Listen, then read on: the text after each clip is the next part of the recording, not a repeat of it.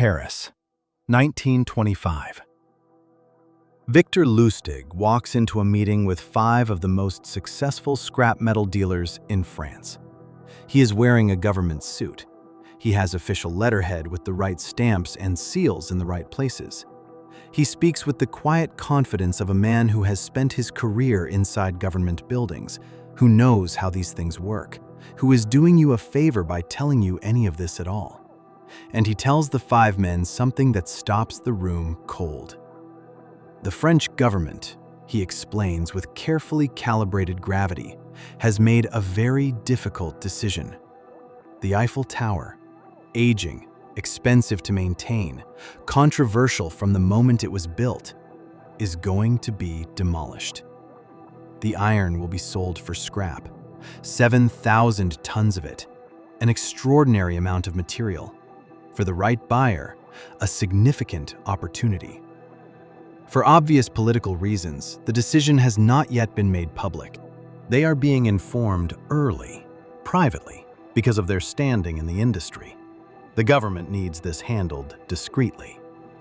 The 5 men look at each other, and one of them, a businessman named André Poisson, thinks, "This is the opportunity of a lifetime." He is wrong, but not in the way you might expect. By the end of this video, you're going to understand something about the way con artists work that will make you permanently better at recognizing the moment you're being set up. Because the most dangerous lies don't look like lies. They look exactly like the truth. Victor Lustig was born in Bohemia in 1890, in what is now the Czech Republic.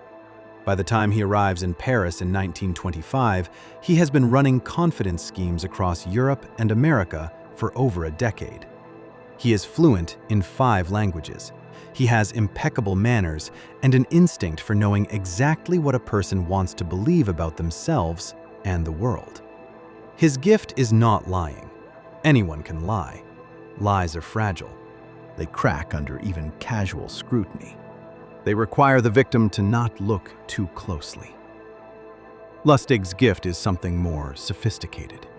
He builds environments where his targets convince themselves. He provides the atmosphere, the props, the emotional context that make the lie feel true. The target does the actual believing without being pushed. And to do this, Lustig studies people with the focused attention of someone whose livelihood depends on understanding them. Which it does. Here is why the Eiffel Tower scheme was plausible. In 1925, the Eiffel Tower was not the beloved Parisian icon it is today. It had been built in 1889 as a temporary structure for the World's Fair and was supposed to be demolished after 20 years. It survived past its scheduled demolition, partly because it turned out to be useful as a radio transmission tower, and partly because Parisians had grown somewhat accustomed to it. But debate about its future was real and ongoing. Newspaper articles in 1925 discussed the maintenance costs, the structural concerns, the question of what the city planned to do with this enormous iron structure in the long term. Lustig had read those articles.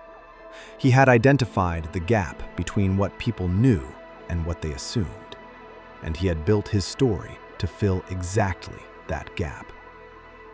The story wasn't invented from nothing. It was constructed from real anxieties, real conversations, real uncertainties that already existed in the minds of anyone who followed French news. That's the difference between a crude lie and a sophisticated one. A crude lie asks you to believe something you have no reason to believe. A sophisticated lie gives you an explanation for something you were already slightly worried about. The setup takes weeks. Lustig rents a suite in the most prestigious hotel in Paris. Not just any hotel.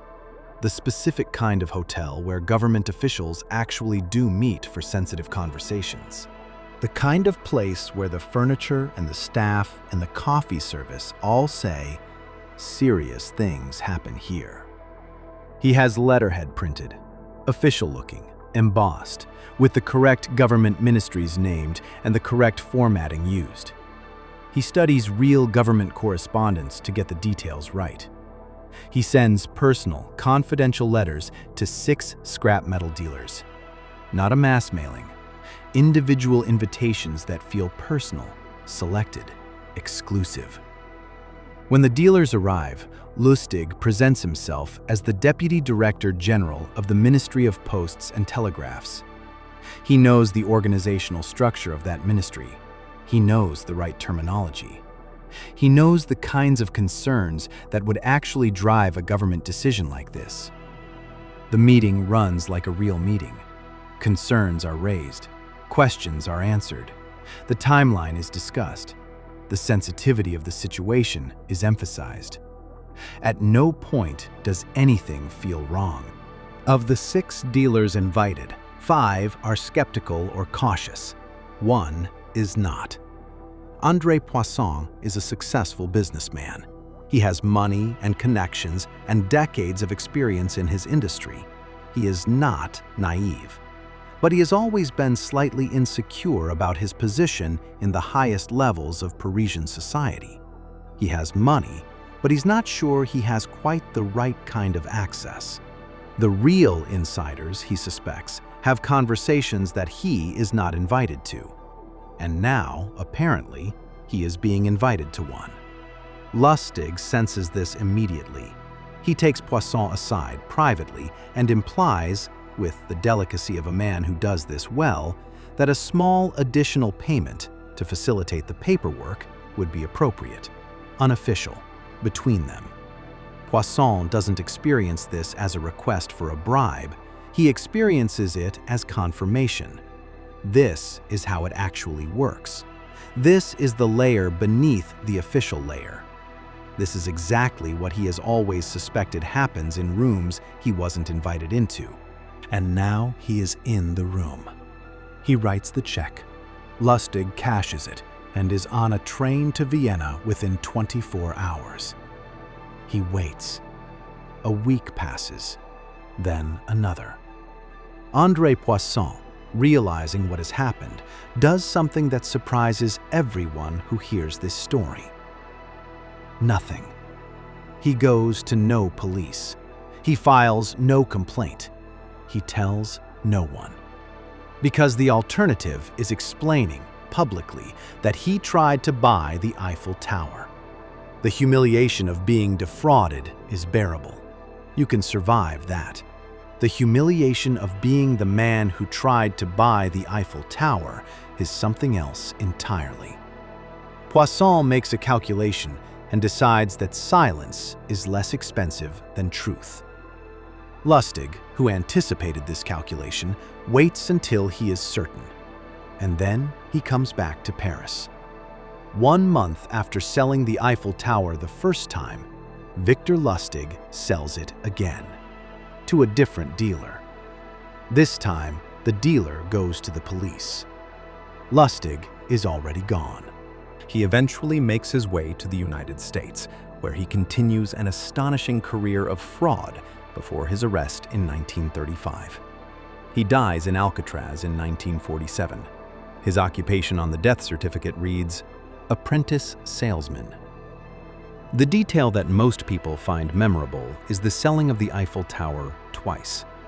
The detail that I find most worth thinking about is André Poisson. Poisson was not a foolish man.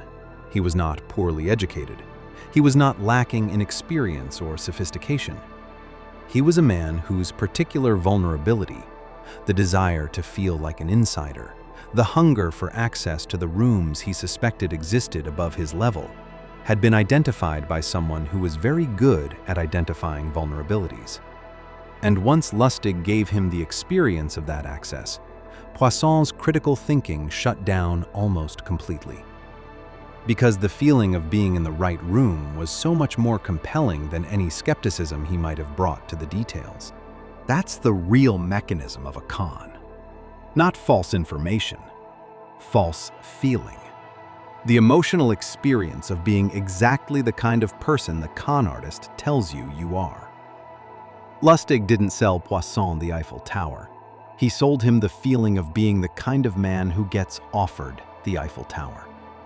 And that was worth far more. Hit like if Lustig got under your skin. Subscribe. 3 days, next story. See you then.